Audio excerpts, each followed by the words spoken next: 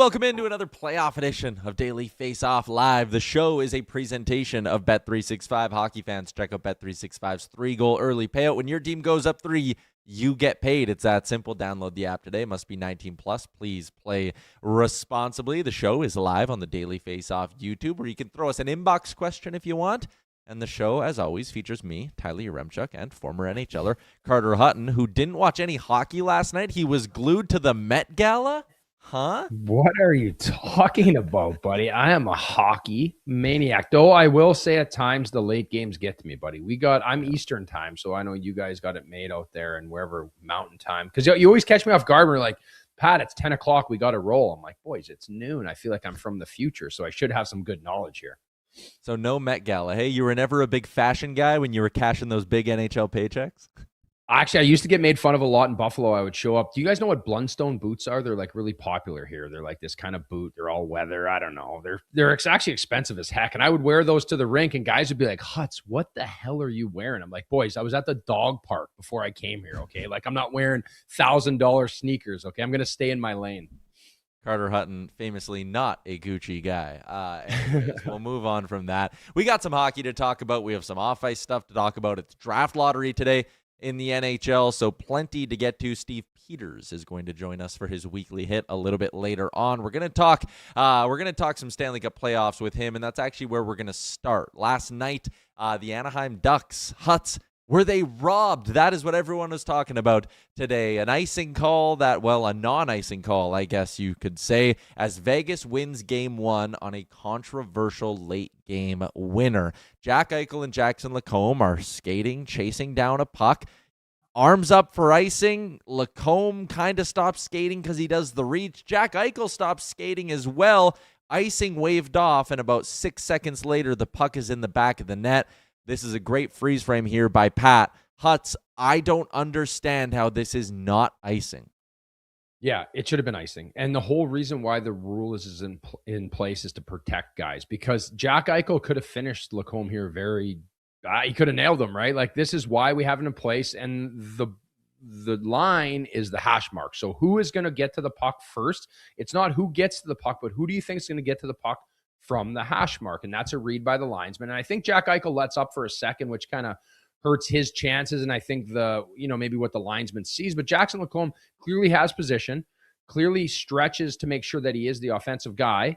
And it should have been an icing call. And again, you say what you want about playing to the whistle, and it's a lesson learned for Lacombe and everything, but it is the wrong call. It should have been an icing, in my personal opinion. That's why the rule is in place, is to protect guys.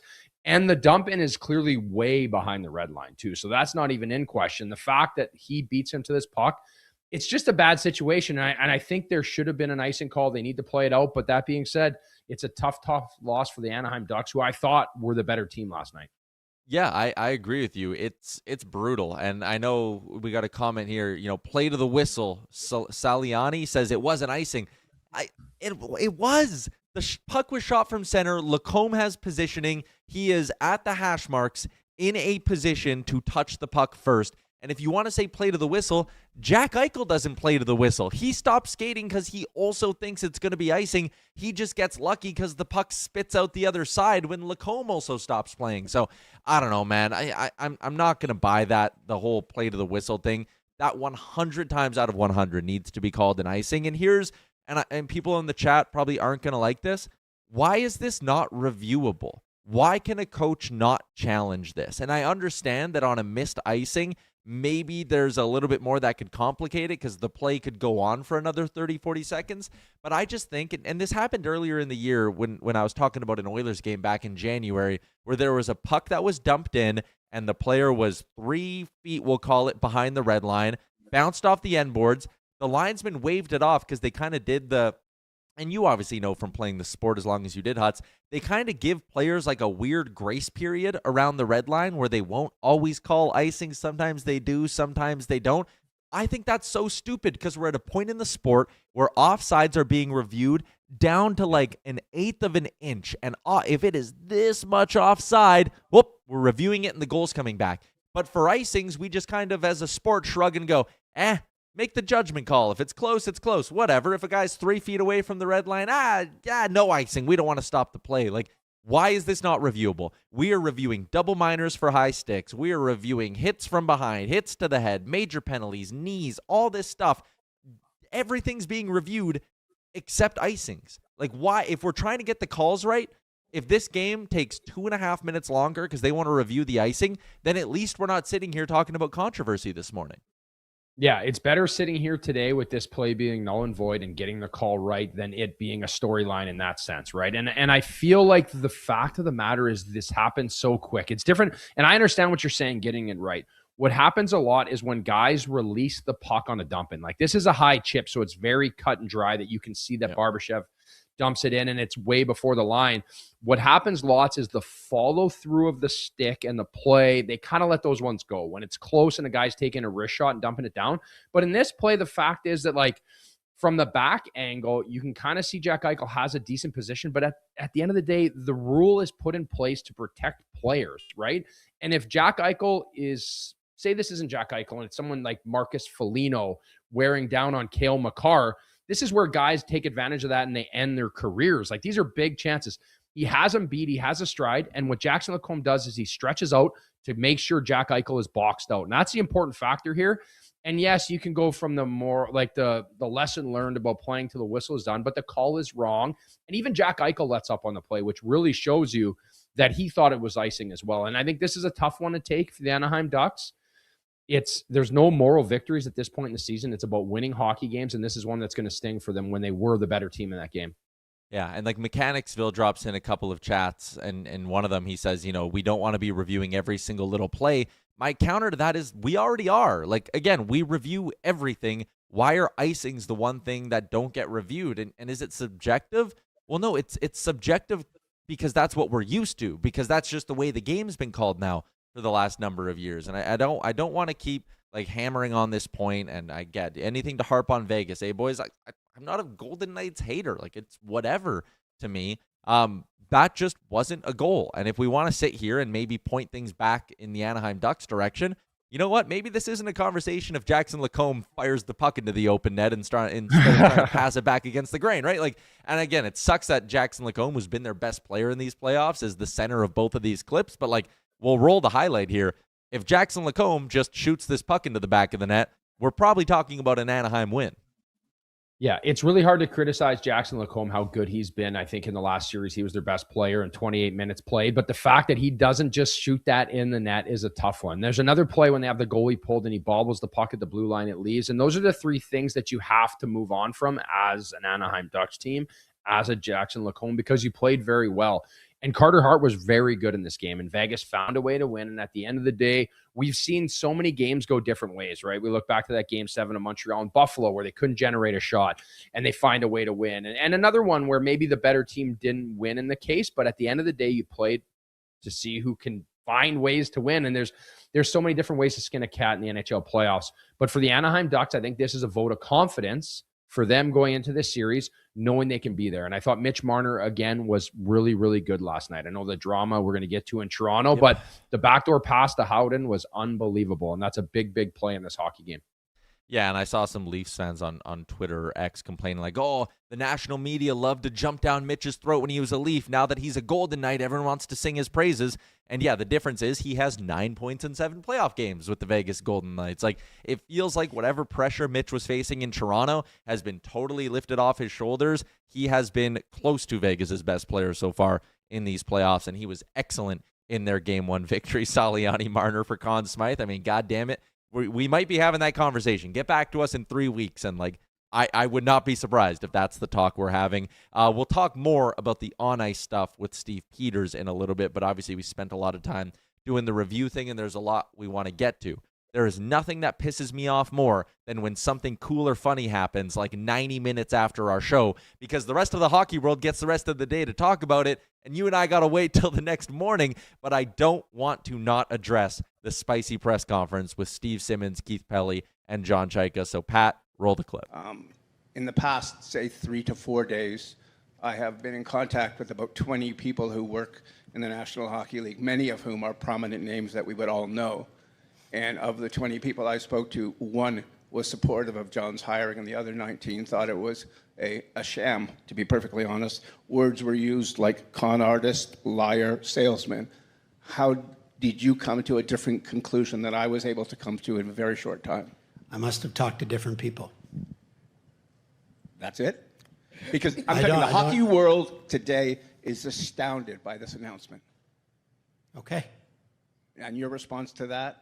Is we've conducted due diligence, and it was deep due diligence. It was a thorough process, and I'm quite happy with where we've landed.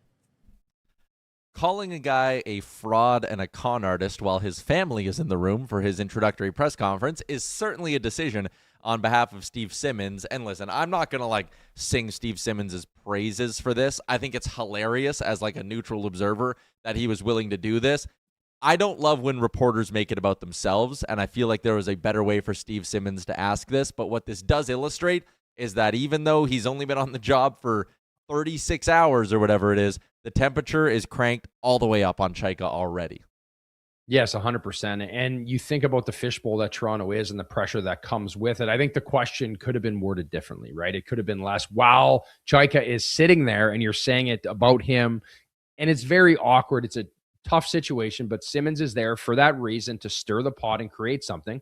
But then on the other side of it, it felt like Pelly was very ill prepared for the question as well. You think about going to sit in front of the Toronto media after you've had this long press conference about how you're going to find the next GM and you're going to do your due diligence, to how are you not prepared for these sort of questions, to just be like, well, I guess you talk to other people. And it felt like such a slough off of a question. And again, I think that the way that Simmons words the question kind of puts people's feathers up right away, right? A little bit defensive. It kind of doesn't set the tone for an actual place where you're going to get a legitimate answer. But that being said, it just goes to show you the pressure of the Toronto market, the expectations. And now you're sitting in a situation where John Chayka is your general manager. You've hired Matt Sundin, who's been away from the game for 15 years. And yes, he has a history. He doesn't have history of winning Stanley Cups in Toronto, but there's a lot of question marks on the team that going into the season, roster construction, head coaches, the questions just keep growing and growing about where the Leafs go from here. Yeah, I think obviously, again, there's pressure on him. And for Chayka, do I think he was a good hire? No, I don't think John Chayka was a good hire. And I listened to some of the interviews he did with the Sportsnet outlets and all of that. And the vibe I get from him is that he's a businessman and he can sell himself. I don't get the vibe when he was answering questions about what do you need to do this summer or the makeup of the team. There was one line I think he gave to Kipper and Bourne where he said, you got to build from the back end out and we need to fix the blue line. I was like, okay. And after that, it just he circled right back into all the business talk. So I can see why Keith Pelly, who's not a hockey guy, thinks that John Chayka can be a smart hockey guy. I'm not sold on him. And if I'm a Leafs fan, I think the reason I'm concerned, Huts, is because I think there's pressure on Chayka in this front office to make a big splash this summer and kind of show hey, we're competent, we're smart, we can make big moves. The problem, when you force a big move, you usually end up making a bad move. Yeah, and I think that is concerning now when you look at the Atlantic Division as well. Where are they going? How are they going to improve? When you look at Montreal and their structure, and they're not going anywhere. Obviously, the Buffalo Sabres seem like they're legit in their sustainability there. Now, the Ottawa Senators, it feels like they're on the other side of it where we want to call this a retool, but how do you do that? And I agree with Chayka in the sense of I know it might just be a buzzword and easy to say, but their back end is brutal and they're old and it's tough and it's been a really tough run these last few years. But how do you just rebuild that because you say you want to do it, right? That's where it's going to get interesting, is when we actually dig in here and we see what he can do with what he has. It will be tricky to see. Yeah. All right, next up, let's play a little over-under, then we'll get to PD. I know we're a couple minutes behind, but the draft lottery goes tonight. Huts, the Vancouver Canucks, have the best odds of picking first overall at 25.5%. They are guaranteed to stay in the top three, as you can see from this handy chart, courtesy of Tankathon. Chicago with second best. The Rangers with 11.5. It goes Calgary 9.5, then Toronto at 8.5. Toronto obviously trying to stay in that top five so they don't have to forfeit their first-round pick to the Boston Bruins. When you look at these top five, your first over-under question, over-under half, 0.5 of these teams get into the playoffs next year. Do you think a lottery win could spark a Vancouver, Chicago, New York, Calgary, or Toronto to be a playoff team next year? That's a really, really tough take. I don't actually hate Chicago in a sense. Like, I feel like they made a big step forward. I think Spencer Knight is good and those guys keep going. But like for Vancouver, New York, Calgary, I still think they're a little bit of ways away. So I'm going to go, I think I'm going to go under on that one. I think there's a lot of teams that are in the playoffs now that feel like they're really here to stay. Call me insane, and I'm not just doing it because the Leafs Nation viewers just popped up in our chat. I think Toronto could do it, man. I think, again, if they stay in the top 5, maybe they move up a spot. They have a 16-17% chance of picking first or second overall. If you can get first or second and you add a young player to this lineup next season, and Chayka has an offseason where he maybe adds a piece or two and you fix the blue line up and the goaltending gets back to being the goaltending you got 2 years ago, I think there is this weird outside shot for it to actually go well for Toronto, but I do think it hinges all on tonight's lottery. Tomorrow, Stephen Ellis is going to join us and give us a full, fresh mock draft based on tonight's lottery results. But again, I know a bunch of you don't want to hear about the lottery. You want to talk playoffs. So let's keep the postseason conversation going with our friend Steve Peters.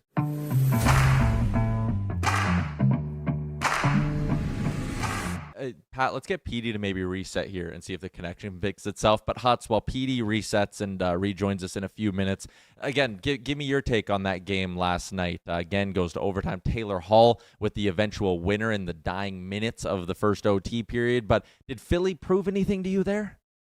Yeah, they did. I think they proved that they can hang and they answered the call. And I think something that we expected coming out of game one, right? And I do think that there is a factor of like an emotional hangover from that first series win against Pittsburgh. You're going into a team like Carolina, but ideally it starts as good as you want it to. You get a 2-goal lead early in the game. You'd like to see them hang on to that. I think the penalties kind of killed them, obviously. Big goal there, from Seth Jarvis, who's been quiet. And that being said, if he starts heating up, I think this team really becomes deep. It really becomes more dynamic. And I thought Sean Walker was a big factor in that game too. And when I looked at game one, I watched the game front to back, both of them. Carolina was just overwhelming and they swarm you and they really give you no time to possess the puck and they create chances off of that. Where in the other side of it, I thought Philly in the offensive zone was much more mobile and they were creating. I thought Mishkov had some really good shifts as well, along with Konechny had a chance in overtime, a breakaway where he misses the net, which, you could easily win that game. But that being said, it felt like this was a very big missed opportunity if I'm the Philadelphia Flyers, because now you have to go home and you have to try to win both on home ice. Because realistically, if you go back to Carolina 3-1, I can't see them winning 3 out of the last 4 to try to push this game to 7. So it is a tricky situation. Dan Vladar's been great, but for the Carolina Hurricanes and Taylor Hall, who's got the most points in the Eastern Conference, right? Like, I'm going to say he's the leading scorer in the East because the West, we're in games that are 9-6. It's really hard to judge the score. But Taylor Hall has been a big factor in this series so far. The stat that stands out to me, if you want to talk about missed opportunities for Philadelphia, 1 for 7 on the power play. Like they got the one early with Drysdale, but when you're going up against an absolute monster 5-on-5 juggernaut that is the Carolina Hurricanes, I sit there and go, you got to score on the power play. You need to lean on some part of your game that can be a distinct advantage, and Philadelphia obviously wasn't able to do it. I see our guy Petey has popped back in, and he's good to go. So Petey, Hutz and I kind of put a bow on Carolina, Philly. So let's switch over to the West. I mean, that Colorado-Minnesota game, if you were a film coach for either side, I mean, is your job easier or more difficult when there's 15 goals to go through? It's insanity. Is what it is. Like, I don't know. The video guys must have been going out of their mind, because one of the things you have to do after a game is do the scoring chances report. Man, those guys must have been up all night. Like, that's horrific. I tell you, as a hockey fan, give me that all day long. Like, you want to score 15 goals, you want to have that kind of an offensive output, I'm watching. That was absolutely fantastic. Do I expect that again? No. And I think for them, the factor is now, how do you answer that? How do you get back up into that situation? What adjustments do you think the Flyers made from game one? Or do you think it was just that they actually showed up for this game? Because I think after game 2 now, from a Flyers perspective, not that you think it's going to be easy, but don't you feel like they can compete with them now? Hey, Ty, did you follow that script, Ty? Were we talking Carolina? Huts, we're moving on to mini Colorado. Dude, oh, sorry, yeah, but that's okay. Yeah, I think there's something wrong with my connection all day. It's the vibes here in Arizona. You're right. For Philadelphia, their changes have to be they've got to be able to score when they get inside the blue paint. They have to. You've got to score when you get an opportunity. When Konechny has a breakaway in overtime, dude, I don't want to see that wrist shot from the top of the circle. Get in, make a play, try to score. I think Philadelphia achieved their goal of the season. I think they wanted to be a team that played important games late into the season. I think they wanted to come together as a team. They did all those. They checked all those boxes. The reality is the Philadelphia Flyers were not expecting to be a playoff team. They find themselves in the second round against the best team in the Eastern Conference. Right now, they're overmatched. They're overmanned. But this was a great learning experience for the Philadelphia Flyers this season. And look out for them next year when they're healthy and pick up a few players in the offseason. Yeah, I think that's a great point on the Konechny one. Like, Carolina loves keeping you to the outside. If you're not going to have, as weird as this sounds, like, you almost have to have some more risk to your game. When you do get a chance to make, even if it's a 50-50 play, to cut to the middle and turn a B-grade scoring chance into an A-grade, like, you have to take them, right, Petey? Yeah, and you look at the game before, Martone's all alone in the blue paint. He's unable to even get a shot off. I think they had opportunities inside the slot area in game one. They really just didn't get shots off. In game two, I thought they were fortunate enough to, like I said, move the puck quickly and get those opportunities. But you cannot miss. Anderson's playing too well right now. This team defends better than any team from the blue line in. They just give you nothing. So when you do get that little crumb, you've got to find a way to score. And that's what's going to be frustrating for Philadelphia, because the one thing they could have an advantage of is trying to play with some speed and pace, and Tippett's missed both of these two games. And that's one area where they might be able to get past the aggressive defending, get in behind Carolina's defense that have that tight gap in the neutral zone, and create something in behind. Right now, they just don't have the players that can do that with Tippett out of the lineup. And I think for that series, it's such a different dynamic than the West, right? Like, especially game one. I don't think anyone expects a 9-6 game tonight in the way it went. What are you thinking as like a coach, and you're in that room where now Wallstead gives up 8 and an empty netter, and it's a little bit of more of a question mark, and you have Gustafsson, who kind of was your starter. Like, where's that leash at now, and how do you go into this game? Like, I truly believe it's Wallstead's net. It's still Wedgwood's. But where's that leash at? And what do you do if say they get a call rate, it's a couple quick ones tonight, where's that go? Yeah, I think this is what we saw from Wallstead in the regular season. I think you saw that streak where he had 3 shutouts in 4 games, and he was putting up phenomenal numbers. And then he came back to earth, where he had, a stretch of 5-6 games where he had 3 or more goals against. I didn't think he was sharp in game one. Let's face it, nobody was prepared for the offensive onslaught in what happened in game one. But I think when you look at Wedgwood's goals, I think he had a couple of bad bounces. I think his defending was tap-ins from behind the blue paint. When you look at Wallstead, I think there were some wrist shots from the top of the circle that you'd like to see him at least get a piece of. And so between the two goaltenders, Wedgwood's going back in. I have no question Wedgwood's going back in. His confidence is fine. That team defends when they need to defend. They'll be fine. The other side, I think there's a concern. I think the leash will be short for Wallstead. I think he's played outstanding in these playoffs. He's been the difference in the series against Dallas. He was better than Ottinger. But I'm concerned. Yeah, save percentage of .810 in game one against a dynamic, fast-paced offense. Hey, the Colorado Avalanche aren't going to change. Like, they're coming at you. Like, McKinnon's coming. Like, they're going to have that offense. So I think the leash has become very short for Wallstead, and it might be just for a game. Get a reset. You saw it. We talk about Ty and his Oilers. We saw it with Skinner, and Skinner struggled. So you throw Pickard in. Pickard had a hot run. But when it really comes to it, Skinner got the opportunity to get back in the net. I think that's what we're seeing in Minnesota as well. I think it'll be a short leash, but ultimately I think you're going to see Wallstead back in the net. I think it was like a missed opportunity too. I kind of like, I just wanted to add to that. Like, when you're down in that game and you get a chance to put Gustafsson in, he hasn't played for so long. It would have been a great opportunity just to get him a few minutes, and then you go back to Wallstead, give him a rest. Because we saw the Ducks do the same thing with Dostal, with Quenneville, right? Like against the Oilers, right? They pull him in that game where they're down 3-0, they lose, and then you come right back with them. So I think that's a little bit of a missed opportunity now, and it feels like a bit more daunting for Wallstead coming back into this game too. Yeah, but Hudson, you've seen that. You've experienced that. You've been on both sides. You've been a starting guy. You've been a backup guy. And now you look at Gustafson. He hasn't played in a very long time. And these games are ramped up. The speed is more. The offense is more. And if you do have to throw him in a game where it's tight, goodness gracious, if Wallstead goes down or if he gives up a couple of quick ones, you haven't touched the puck. And I don't care how many times a goalie practices. It is nowhere near the same as playing at the pace of a game. I agree with you. After the 5-5 second period, I really expected Minnesota to make a change. Colorado, I didn't. I felt different in how they approached their game. I thought it was a different 5 goals against than it was against Wallstead. I really thought Minnesota missed an opportunity to get Gustafson 20 minutes. I know it was tied, and that's probably what influenced their decision that, hey, the next goal, we could still come back and come in and win. But I thought that was a missed opportunity to give Gustafson some minutes because he's going to play. Yeah, I really believe he's going to play in this series, and now he still hasn't touched the net in an incredibly long time. Cale Makar and Quinn Hughes, two of the defining defensemen of their generation, and this is the first time we're getting to see them go head-to-head in a playoff series. What did you make of maybe not so much what Hughes and Makar brought to the table, but how Colorado and Minnesota tried to shut them down respectively? Yeah, it's funny. I hear about that. Well, get a body on Hughes, hit Hughes, take him out of the game, be physical.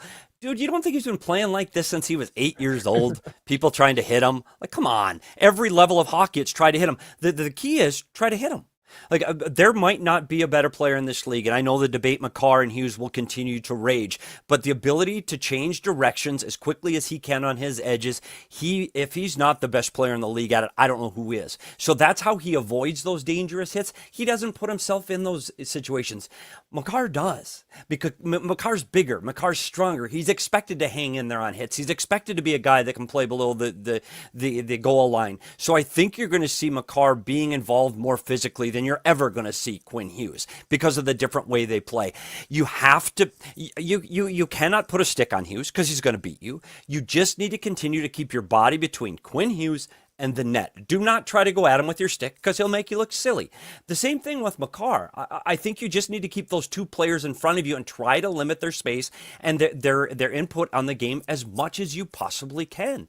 And look, those two were the biggest factors in game one. I don't care. You got two defensemen with 3 points each, putting on the kind of plays and display they put on. Anybody that doesn't think Quinn Hughes is in the same universe as Makar is not watching these games. Sorry, and I know Colorado fans say Makar's mountains and leaps ahead of Hughes. He's not. Those two are very, very similar, and if you had to start a franchise, I'm not sure who you'd pick. They just play a little bit differently. The key is not going to be to hit them and try to put them out of the series. The key is going to try to stay in front of them as best as you can and limit their output because they're still going to score. They're still going to be a factor. You need to limit it as much as you possibly can. You can find more of Petey's breakdowns on Inside the Coach's Room, and that was some great stuff on Hughes and Makar there. Petey, thanks for popping on. Thanks, guys. Talk to you soon.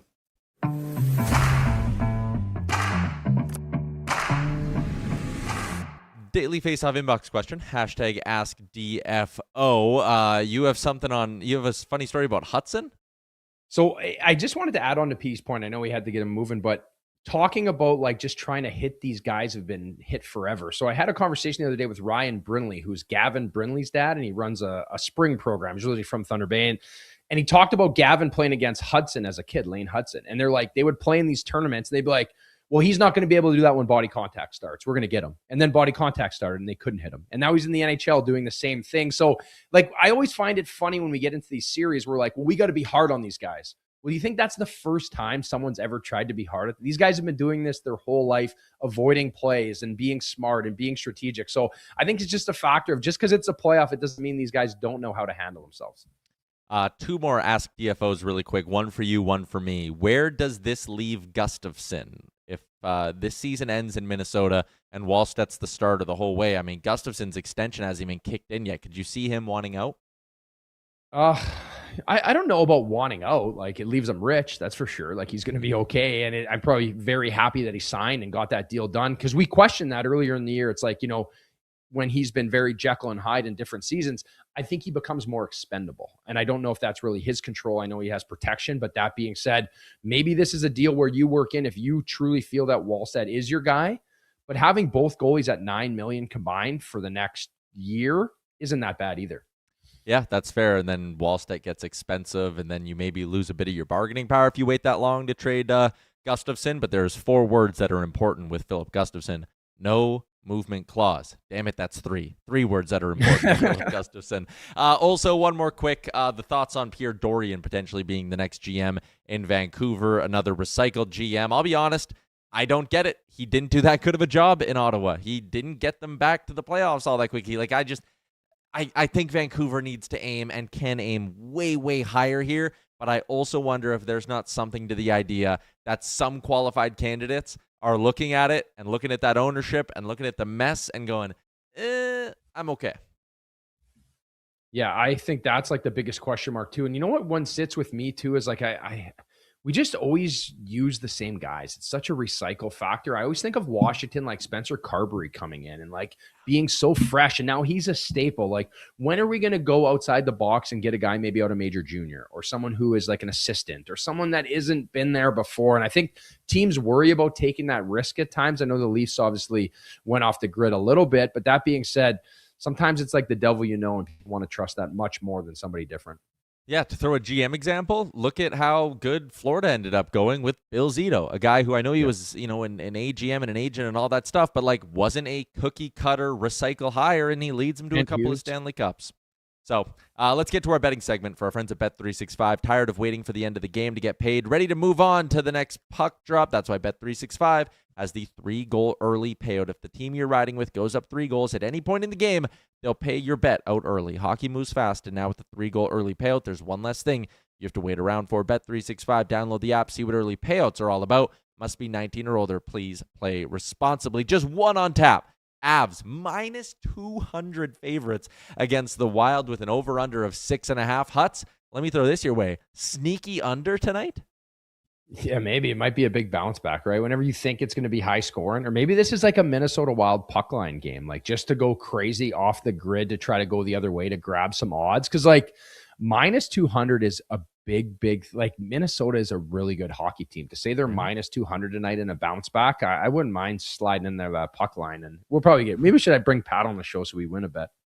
Yeah, maybe. Although we were good. Did we nail our under yesterday between Philly and Carolina? We smoked it. It was easy. That's the easy money right there. Forget about it. Let's wrap up the show with a little bit of garbage time. And this is starting to make the rounds today from the OHL playoffs as they punched their ticket. The Barrie Colts punched their ticket to the finals. And when they were doing their post-game press conference, the head coach and captain, Kayshawn Atchison, the Islanders prospect, took a bit of a weird approach to their post-game presser. Pat will run the clip for you. Coach, words probably escape you after that one. Maybe you can try your best.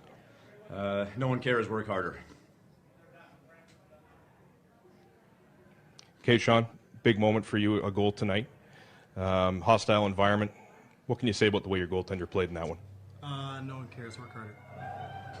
So they do this for the whole presser, Huts. As they're asked questions, they do the Marshawn Lynch, I'm just here so I won't get fined. They keep saying the team motto of nobody cares, work harder. And listen, Kayshawn Atchison, he's a kid. I'm not going to throw a ton of heat on him.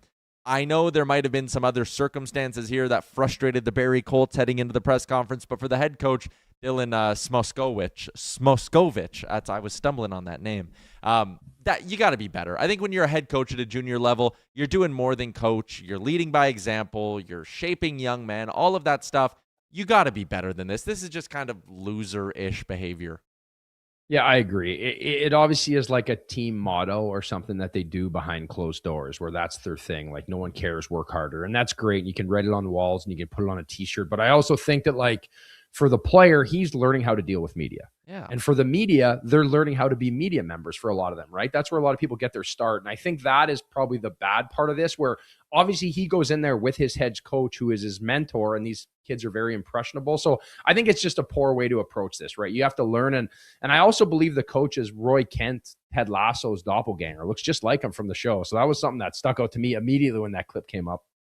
All right, we went long today. That's a wrap on today's edition of the show. Everybody who's new, we tried a new thing directing over from our friends at the Leafs Nation. We're here 5 days a week, noon Eastern. We take you around the NHL in 30 to 40 minutes. So if you're new, hit the subscribe button and join us again tomorrow when we'll talk a little bit more Stanley Cup playoffs and We'll break down the draft lottery results with Stephen Ellis. Enjoy your Tuesday. We'll see you tomorrow.